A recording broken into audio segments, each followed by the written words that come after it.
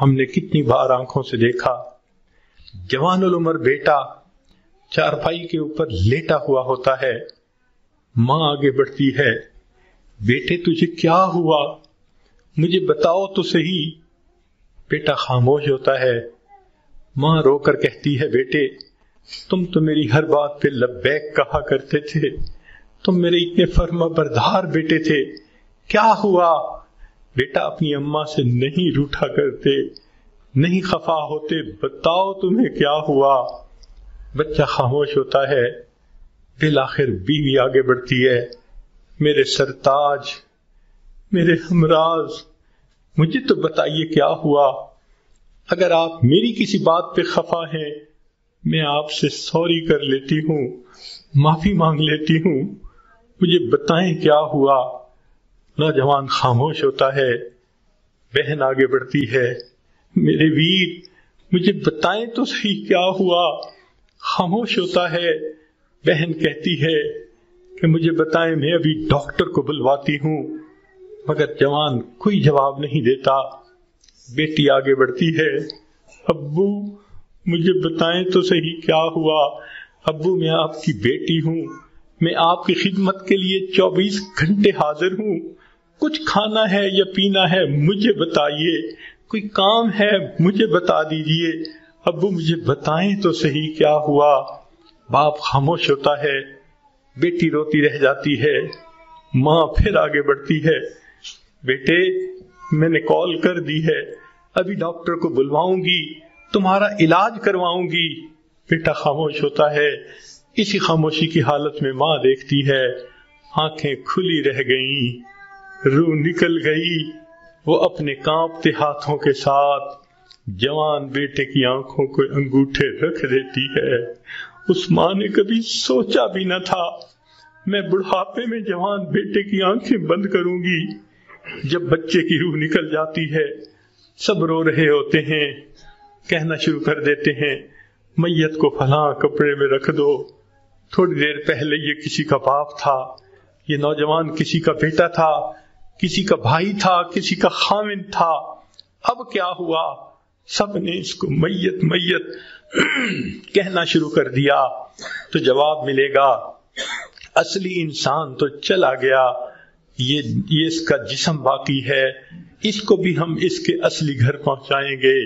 چنانچہ اس کو نہلا دیا جاتا ہے، کفنا دیا جاتا ہے اور جنازے کا اعلان کر دیا جاتا ہے۔ اس کو لینے کے لیے کئی رشتہ دار کمرے کے اندر آ جاتے ہیں، بھئی تم کیوں آئے ہو؟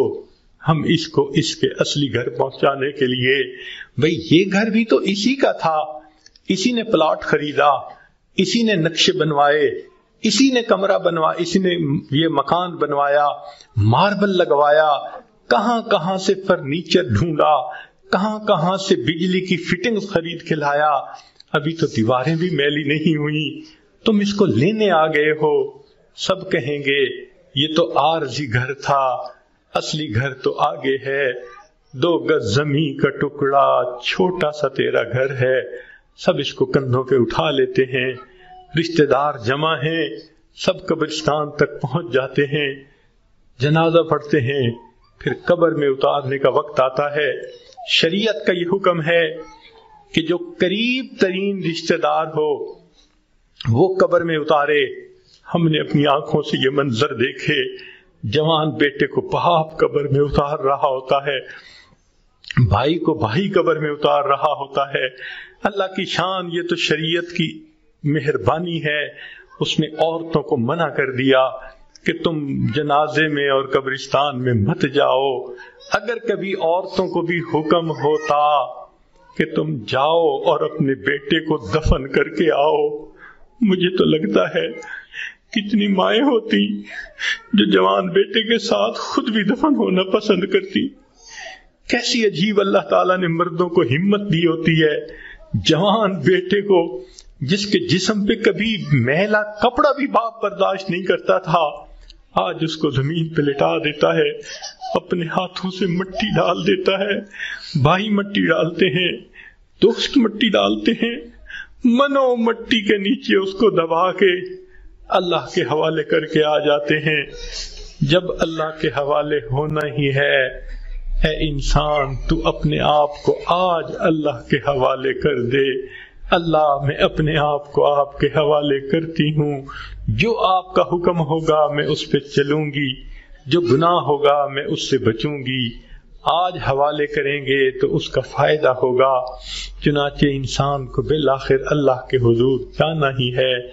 حضرت علی عنہ فرمایا کرتے تھے، موت کی تکلیف کینچیوں سے کتر دینے سے زیادہ سخت ہوتی ہے، موت کی تکلیف دیگ میں بھون دینے سے زیادہ سخت ہوتی ہے۔ اگر موت کی تکلیف کا اندازہ لگانا ہو تو آپ عورتوں کو تو بہت آسانی سے لگ سکتا ہے۔ کئی مرتبہ آگ پہ کھانا بناتے ہوئے آپ کی انگلی جلی ہوگی، کتنے دن اس کی تکلیف رہتی ہے۔ کیوں کہ جہاں سے انگلی جلی وہاں کے گوشت سے روح سمٹ کر باقی جسم کے اندر آ گئی۔ اگر اتنی تھوڑی سی جگہ سے روح سمٹ گئی، اتنی تکلیف ہے۔ جب پورے جسم سے روح سمیٹ لی جائے گی اس وقت تکلیف کیا ہوگی، ذرا اس کو یاد کر لیجئے۔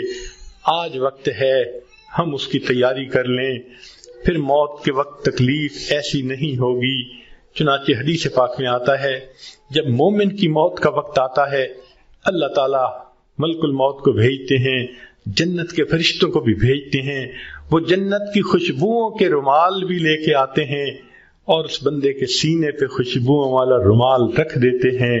اس بندے کو جنت کی خوشبو آتی ہے، اس کا دماغ معطر ہو جاتا ہے اور اس کی روح کو ایسے قبض کرتے ہیں جیسے مکھن میں سے بال نکال لیتے ہیں۔ جب اس کی روح کو لے کے چلے جاتے ہیں اللہ تعالیٰ فرشتوں کو حکم فرماتے ہیں، دیکھو یہ میرا نیک بندہ تھا، روح کو قبض کر لیا گیا، اب جدھر سے اس کا جنازہ گزرے گا تم راستے کے دونوں طرف ادب سے کھڑے ہو جاؤ۔ سبحان اللہ، مومن کی کیا شان ہے، جہاں جہاں سے جنازہ گزرتا ہے فرشتے راستے کے دونوں طرف ادب سے کھڑے ہوتے ہیں۔ حدیث پاک میں آتا ہے، جس جگہ یہ بیٹھ کر نماز پڑھتا تھا زمین کا وہ ٹکڑا رو رہا ہوتا ہے، جہاں قرآن پڑھا کرتا تھا زمین کا وہ حصہ رو رہا ہوتا ہے، آسمان کے وہ دروازے روتے ہیں جہاں سے اس کے لیے رزق اتارا جاتا تھا۔ سبحان اللہ، یہ اللہ کے عاشق کی موت ہے۔ اس لیے کہا گیا کہ عاشق کا جنازہ ہے، ذرا دھوم سے نکلے، محبوب کی گلیوں سے ذرا گھوم کے نکلے۔ یہ عاشق کا جنازہ جا رہا ہے۔ پھر اس کو جب دفن کیا جاتا ہے حدیث پاک میں آتا ہے اللہ تعالیٰ فرشتوں کو فرماتے ہیں، یہ میرا بندہ دنیا سے تھکا ماندہ آیا ہے، جاؤ اور اس کو جا کر کہہ دو نم کنومت العروس، دلہن کی نیند سو جا۔ فرشتہ آ کے خوشخبری دے دیتا ہے تم دلہن کی نیند سو جاؤ۔ یہاں محدثین نے نکتہ لکھا، یہ کیوں نہ کہا میٹھی نیند سو جاؤ، آرام کی نیند سو جاؤ، گہری نیند سو جاؤ، یہ کیوں کہا کہ دلہن کی نیند سو جاؤ؟ تو اس کا جواب انہوں نے یہ دیا کہ دلہن جب پہلی رات اپنے کمرے میں جا کر سوتی ہے اس کو وہی جگاتا ہے جو اس کا خاوند، اس کا محبوب ہوتا ہے۔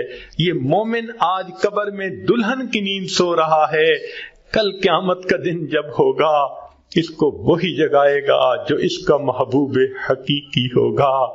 چنانچہ مومن قبر سے اٹھے گا، آواز آئے گی یا ایتھا النفس المطمئنہ ارجعی الی ربک راضیۃ مرضیہ فادخلی فی عبادی وادخلی جنتی۔ مومن کی آنکھ کھلے گی، اللہ تعالیٰ مسکرا کر اس کا استقبال کریں گے۔